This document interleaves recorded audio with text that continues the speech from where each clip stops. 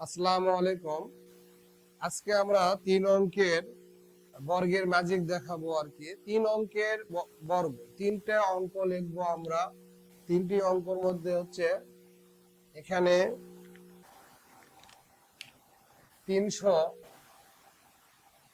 305 এর বর্গ কিভাবে করব? এই 3টা সংখ্যা থাকলে 2 ভাগে ভাগ করব। এটা একটা পাব, এটা একটা পাব। তাহলে 5-এর বর্গ করলে হবে হচ্ছে 25, আর 3 দিয়ে এটাকে গুণ করব। 3 দিয়ে এটাকে গুণ করলে 3 5 15, 15 দুগুণ 30। আবার শেষের যেটা থাকবে সেটার বর্গ করব, 3 3 9। এটাই आंसर।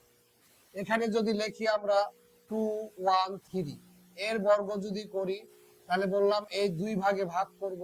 এই 2 সংখ্যা নিয়ে একটা, মানে 2 অঙ্ক নিয়ে একটা, আর এটা একাই একটা। তাহলে 13-র বর্গ করলে 13 13 169, এই 69 লিখবো এখানে 69। এটার সাথে এটা গুণ করব।